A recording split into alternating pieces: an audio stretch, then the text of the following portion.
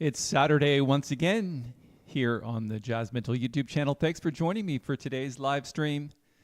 Today we're going to be talking about why your version of Blue Bossa might actually not be that great and how to add some more soul to it. We're going to talk specifically about blues and how to add that to this particular tune, and of course many other tunes as well. My name is Paul Toby. I want to thank you for joining me, and to our deeply committed people who are here week to week, I want to say hi to all of you in the chat area. If you're new, typically what we do is we communicate in the chat area. We ask questions, we respond to each other, we give answers, but most of all we like to give our name and where we're from, and I'll give a shout out to some of you specifically in just a moment.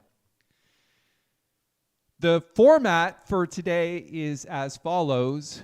I'm going to talk briefly about why I have to skip out at 5 to the hour. So that means we only have 55 minutes for today's presentation. That's because I couldn't get another golf tee time. So we're going to skip out 5 minutes earlier. Hopefully we can get lots of value in the time that we do have. I'm going to start off by playing Blue Bossa, what I call blues bossa. I'm going to throw the sheet music up in the chat area in just a moment, pin it to the top of the chat. Actually, let me go and do that right now, and then we'll do a quick sound check while you're all going to download that. So I'm going to put the download link pinned to the top of the chat. Let me go grab that right now.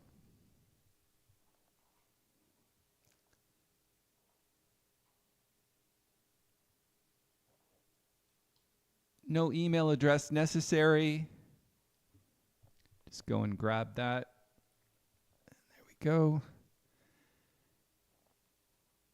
And let me just pin that to the chat, top of the chat, if I can do that. There we go. Go grab that. I'm going to play it. It's not a lead sheet. What it is, it's kind of like a sixth diminished scale version of reharmonizing the melody. And also I'm going to solo maybe in bossa nova style, maybe not. I don't know. We'll see how it goes. But that's how it today progresses. I'm going to play it. Then we'll discuss it, talk about some of the details of how to actually duplicate this kind of sound, which is a very soulful, very bluesy sound. And of course, I'm going to take your questions throughout. And then near the end of the presentation, I'm going to play it one more time after I've had a chance to warm up. And I might even play it in a different key, which would be fun. Hint, hint. I want to start off just by doing a quick sound check. Let me know if you can hear my voice okay. And I'm also going to play the piano.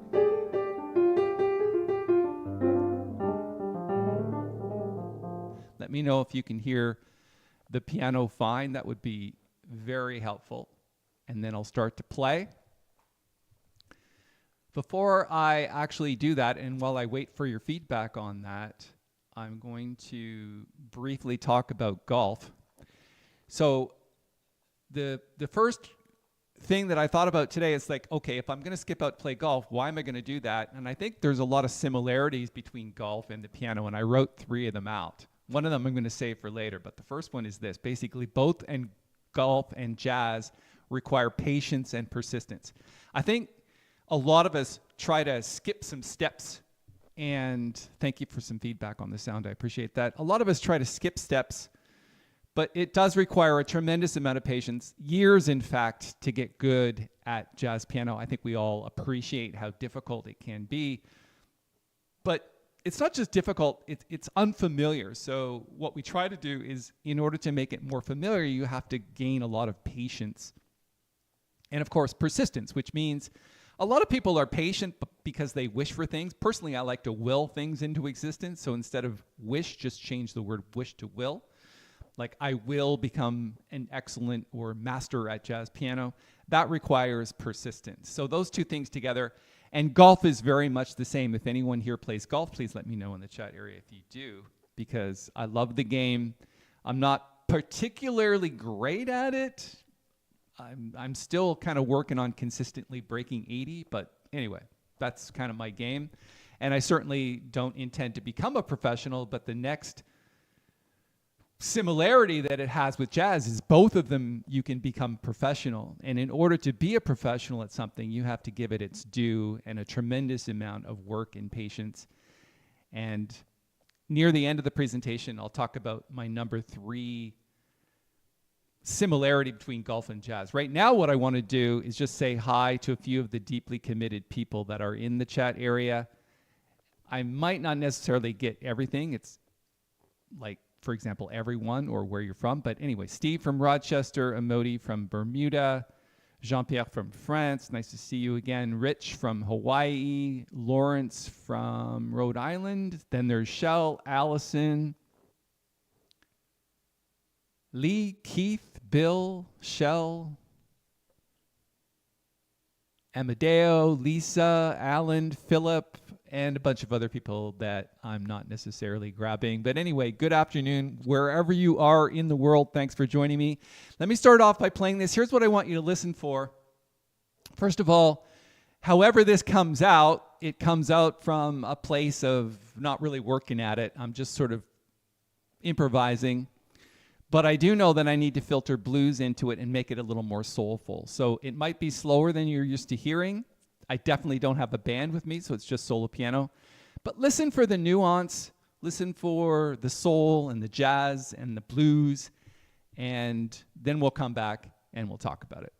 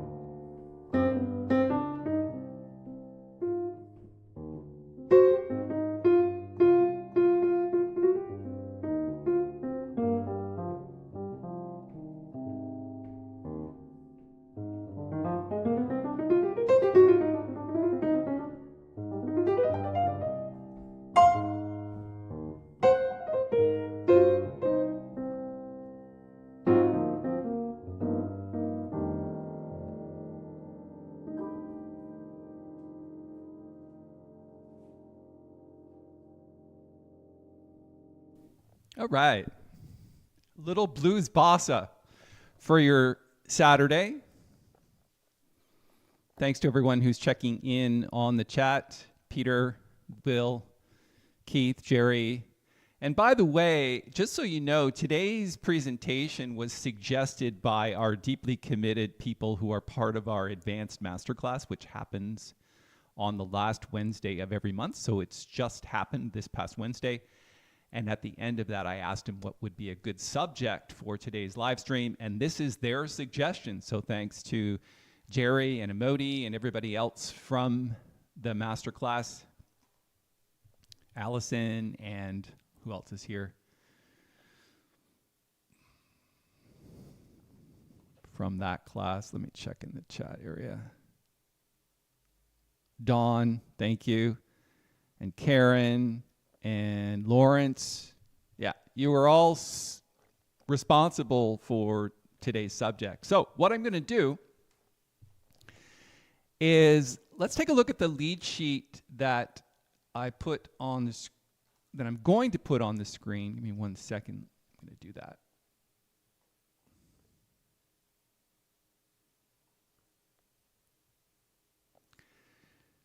Right. So the very first thing, and I don't want to focus too much on the chart itself, but if you take a look at the chords, they're basically 6 diminished scale. For those of you that don't know what that is, it's just like turn every other chord into a diminished chord.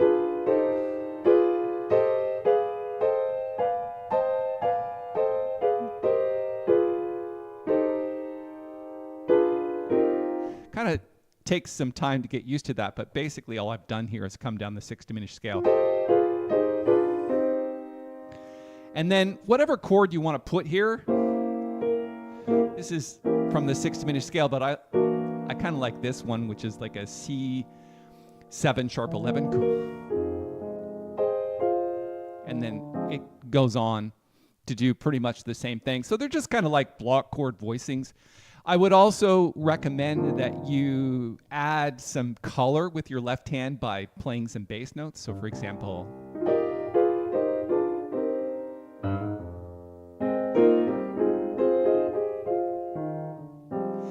right, fill the spaces with bass notes.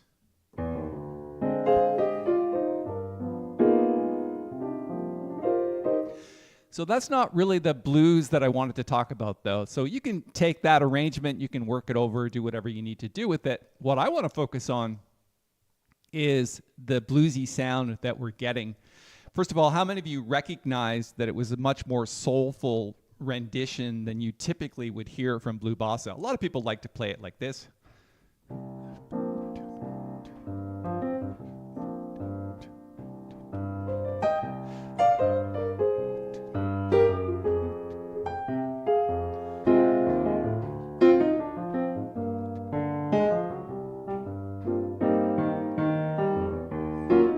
Right? Bossa Nova style. I played it slow, medium swing, just to kind of give it a bluesy sound and a soulful sound. Are we back? Somebody let me know if we're back. So the power went out, and I apologize for that. Hopefully the stream will start again for you. Please let me know that you can now hear me, and we'll continue with the presentation. These things happen in Niagara-on-the-Lake for some reason. I apologize for the delay. It's not, the power came back on instantly. However, the internet takes a while to reboot because it's obviously a fiber connection so that we can come to you clearly. But anyway, we are back. Alan says, lovely Paul, would you please take a moment to discuss how you voice and use double stops in particular? Yeah, we are going to talk about that. So let me throw the sheet music back on the screen again. I kind of have to reset everything because, yeah, I mean, everything got shut down, like the entire computer that I had to reboot. You get the idea. So what I'm going to do is try to find that.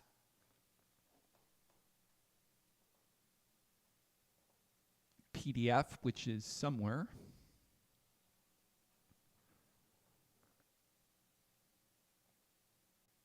There we go. And then I have to put that on your screen. Hopefully you can see it in just a second.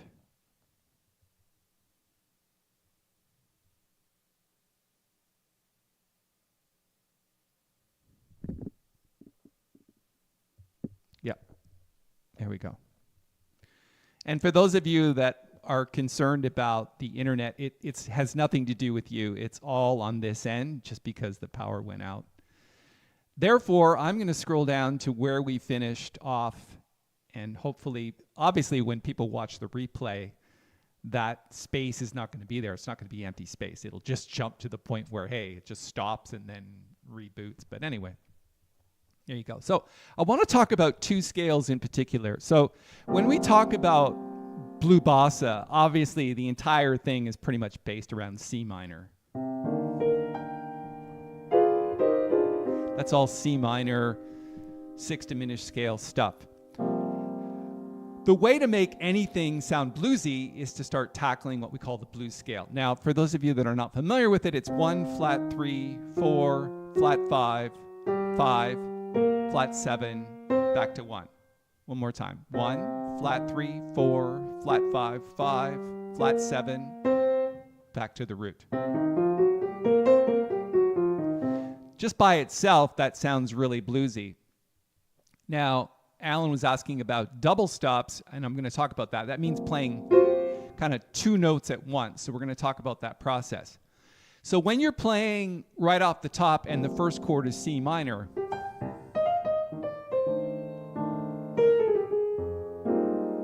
and it switches to F minor, everything up until the F minor point can use that scale. So instead of going like this, what you can do is redo the melody using more of a bluesy idea.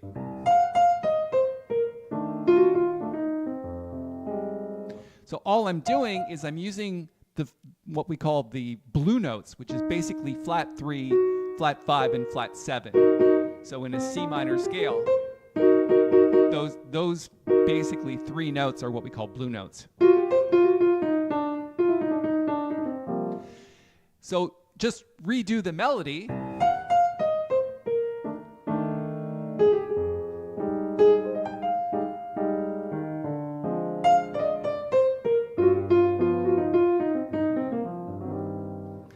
And that's all there is to that. That's not a difficult thing to do as long as you know what the blues scale is. Now, when you get to F minor, it has to change a little bit because we all know that the 2 leading tones for F minor are A flat and E flat. Those are essentially the leading tones, or all the chord tones. And because the 7th, or the flat 7, is already part of C minor, we can still use the blues scale, but now we have this other note in here called A flat, which is the 3rd of the F minor chord. So instead of this scale, what we do is we add that note. So instead of like, we just add the flat 3.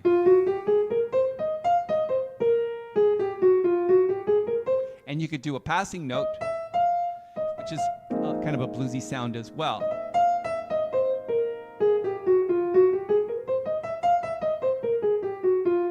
So when you play them together,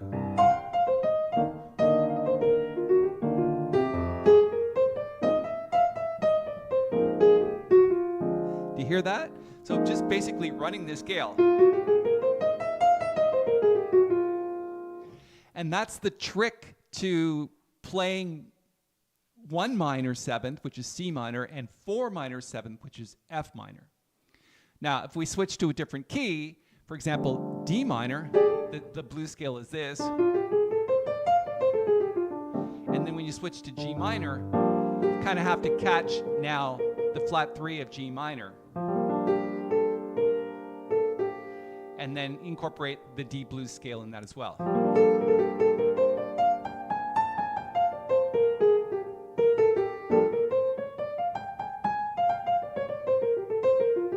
Okay. So that's really the trick to blue bossa, is kind of like those two scales. Let's try it one more time in C minor.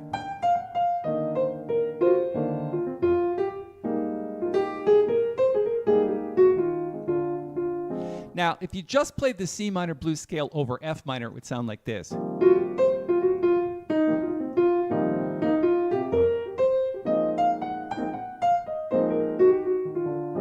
It's not as nice as if you catch that flat 3 from F minor.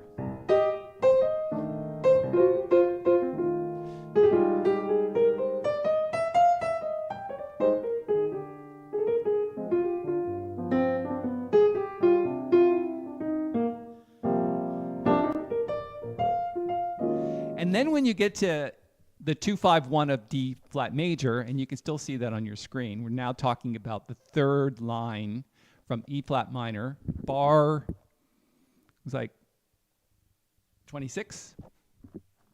You got E flat minor Dorian bebop scale. Then you got A flat dominant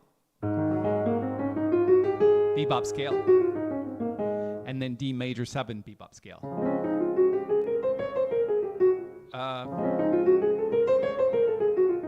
There we go. So it's nice to do that on the 2-5-1 of D flat, to play that, because you're getting away from blues. Because one of the main techniques or tricks that we can use in jazz is contrast.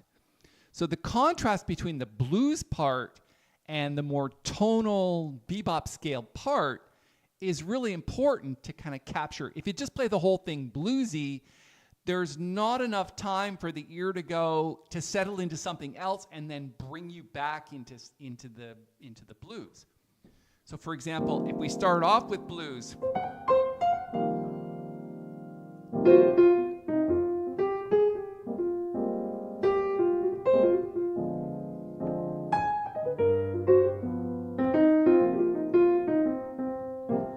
now get into the bebop.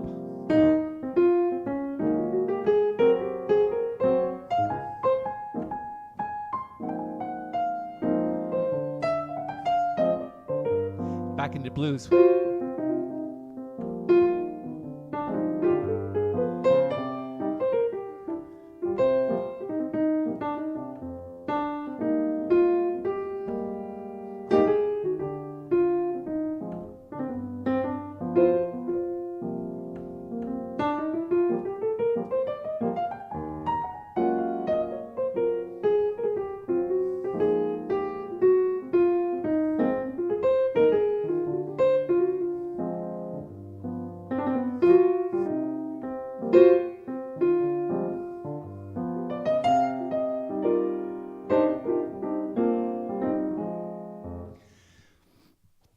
Don't mean to get carried away, but you can hear the contrast between the two, yes? Let's check in with you and see how you're feeling about this.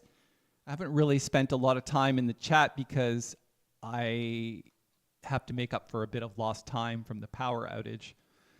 Let's see what's going on here. Well, that's okay, Paul from Belgium. You're late. Better late than never. You missed the power outage where we were dead space for like 5 minutes. But anyway, we're back. Not a lot of chat going on and certainly no questions. Let me ask you how you're feeling about this approach to blue bossa. Just throw some comments in the chat area. Let me know if you think the blues element is a great addition to blue bossa, because this is what our advanced people have asked me for. It's like, how do you make a more interesting rendition of blue bossa? They also talked about the fact that because everybody plays this tune because it's fairly simple chord changes and it's something that makes its way into jam sessions all the time, bass players complain that it's boring, drummers complain that it's boring. There's nothing boring about the tune. The only thing boring about it is your own playing. And in order to make something unboring, you have to add new elements. And that's why we've decided to add blues to it. Bill says, so cool. I remember you stressing using blues and bebop on take 5. Yeah, I like to add, because It's really a sound that is important to jazz. If you stay away from it, everything starts to sound modal. For example, if we played it without any blues, it would sound kind of like this.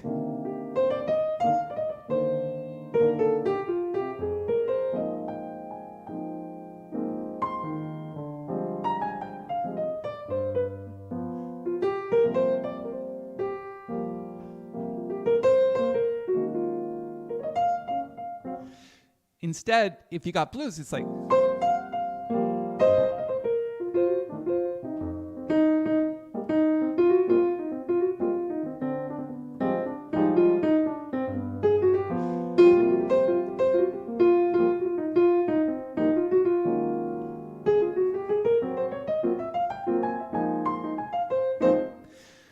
Yeah, it's just a sound I think that is important to create some bluesy, soul-y interest in the tune itself. It's not a bad tune. It's just overplayed, and people tend to play it the same way all the time, and that's what makes it, quote-unquote, boring. Allison says, I remember you saying recently that you never miss an opportunity to add a little blues. It's true. I must have said that because that really sounds like me, Allison. Thank you. And Ben says, spelling correction, Durham. Yeah, sorry. I apologize for that. I whipped this sheet music out very quickly yesterday. And so if I spelt Kenny Durham wrong, that's my bad. Thanks for pointing that out, though. Lots of people love to point out my mistakes, and I appreciate it because that's how I learn. So thank you for doing that. Amodi says, hey, folks, got to sign off. Take care, Amodi. Duty calls, praying for peace and healing for Paul and Nancy. Or just Nancy. Well, no, me too. Nice. Thank you. Hope everybody's having a good time. Please put your questions in the chat area. It's been fun so far. Let's go back to the sheet music a little bit and talk about the 2-5-1 of C minor. So take a look at the last 4 bars. This is the scale for D half diminished 7th.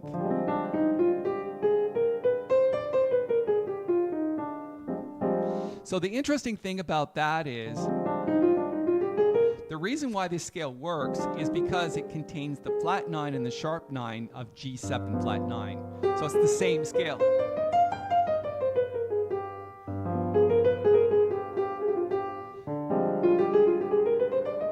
So D half diminished 7th to G7 flat 9, same scale.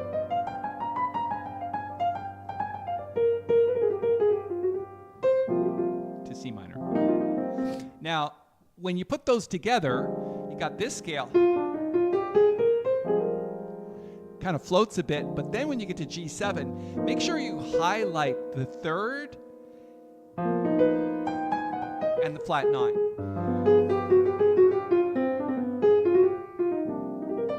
So things like this.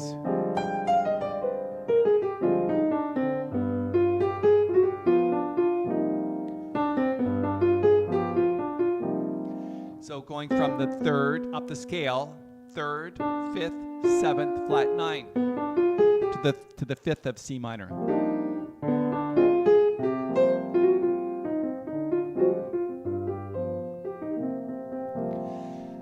Okay, now I want to talk about a question that I had earlier about double stops.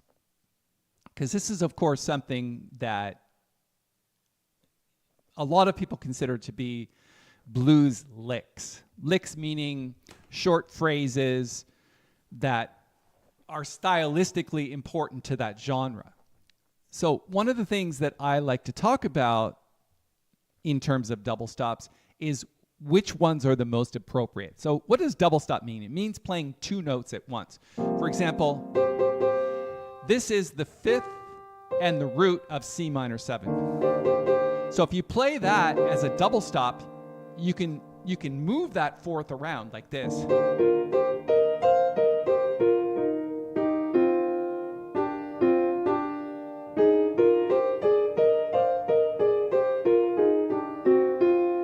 And what you can do then is you can create, with those fourths, you can create what's called grace notes, which lead into those.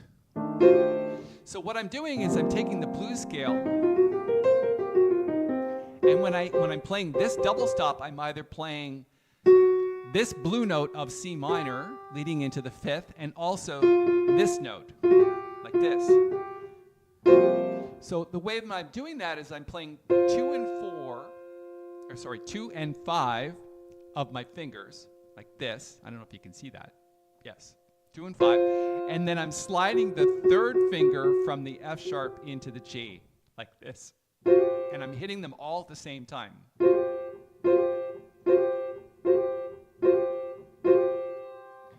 So that makes it sound like this.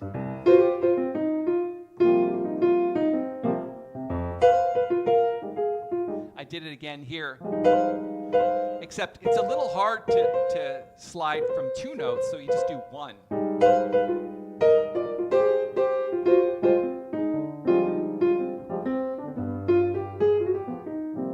Okay? So that's the first thing. And anytime you can play fourths, you can slide into any of those. For example, if we go to this one, if we go to this one, so one more time.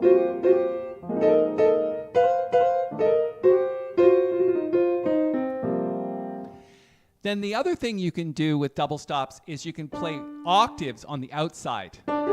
And you can play 3 notes instead of 2.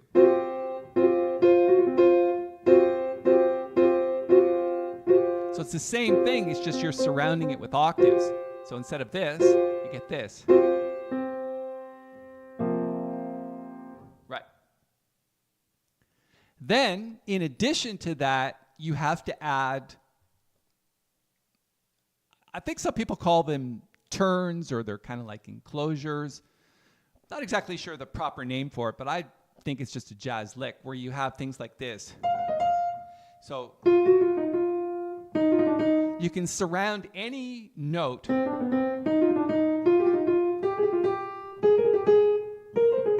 so if the destination note is E flat, go above it from the scale.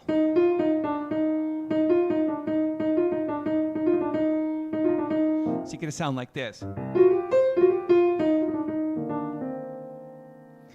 So combining the double stops, and you can do it with the F2. So that's a fifth double stop instead of a fourth. So you can do this.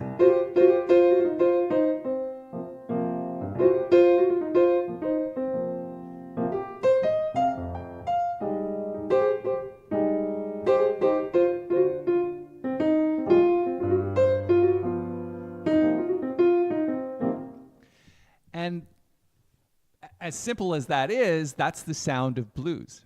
Now, I'm not sure what your questions would be surrounding that, but I think personally that just those things alone, the double stops and the turns heading to the destination notes, is the only blues sound you actually need in addition to the scale itself. So for example, if we combine the blues scale, the turns, and the double stops coming down, you can do something like this.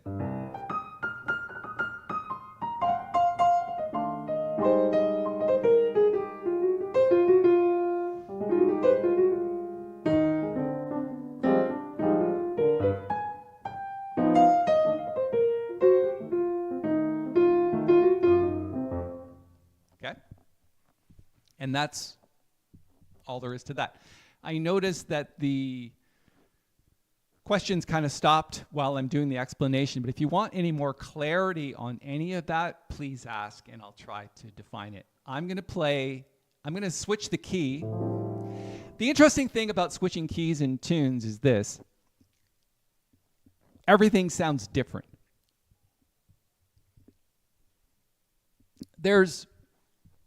On any piano or even keyboards, there's like these overtones that mix.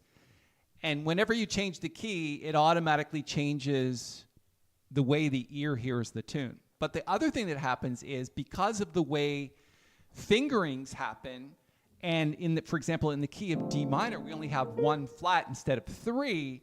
It changes the way that you play your chords. And so it's always a good idea to do something like this because it adds variety to the sound of the tune itself. Allison says, or asks, my question refers to scales, not the double stop discussion. Okay, well, write your question and we'll... Oh, you already did. Just to clarify, when you add in the extra notes to work with second chord, I don't think you leave any notes out.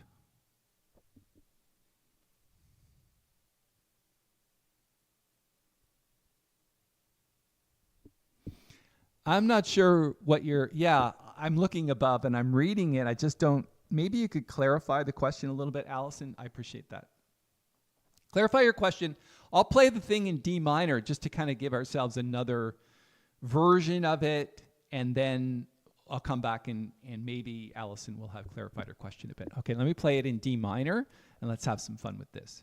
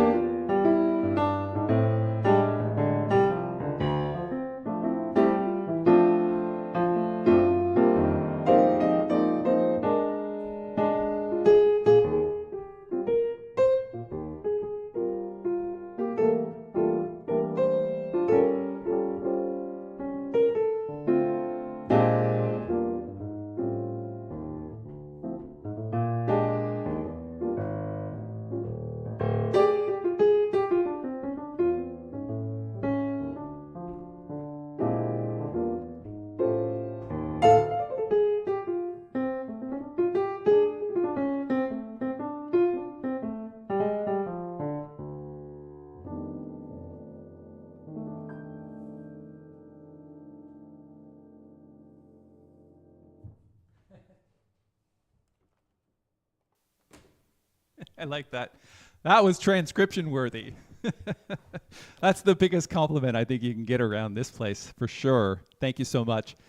So Allison clarified her question, and I've only got a few minutes, and then I need to head out at 5 minutes to the hour. Simply, I won't make my tea time unless I skedaddle. So Allison, example, when you went down from C minor scale over C minor to the same scale over F minor, you added a flat 3. You didn't take any notes away from C minor blues scale. That is correct. All the other notes still work with F7, F minor 7, same with the next scale. Absolutely. That's absolutely true. And I think that's the beauty of those two scales. All you're doing is adding the flat 3 of F minor to the C minor blues scale. So instead of this, you're getting this. Just adding one note, but also you can add the passing note between flat 7 and 1. Right?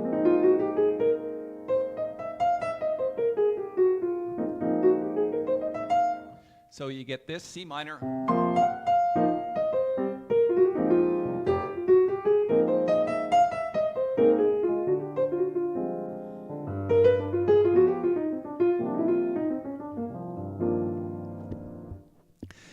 Excellent. Thank you for pointing that out. Martin says, totally agree with Rich about the transcription.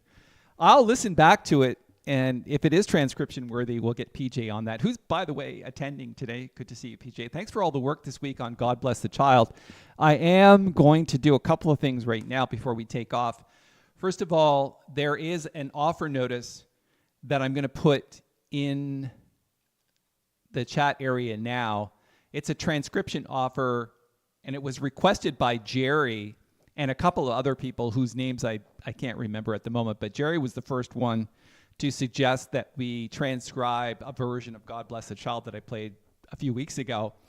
PJ has finished that transcription. It's ready to go. If you want the 40% off coupon, I just posted it in the chat area.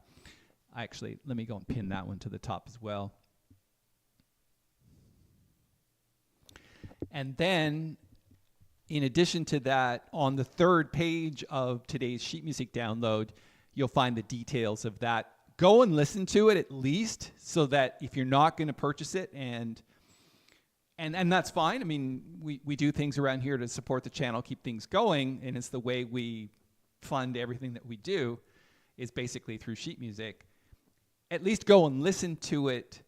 Click the link, go and listen to it, and then you'll know if it's something you want or not. And take the 40% off coupon code, which is, I spelt it wrong. It's not bless, it's bless the child. Maybe I can fix that. So bless the child. 40.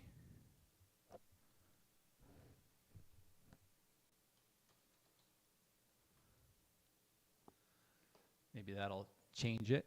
Yeah, there you go. So Blessed Child 40 is the coupon code for today. We are out of time. I appreciate everyone hanging out with me today. I do have to go catch my tea time. I appreciate your patience with the power outage and everything else. Hopefully it wasn't too much of a disruption for you, and I hope you got some good ideas out of today. Thanks to everyone who suggested today's topic, and I will see you same time, same place next week at 11 a.m. Eastern Standard Time, and I look forward to seeing you then. Thank you for hanging out with me. My name is Paul Tope.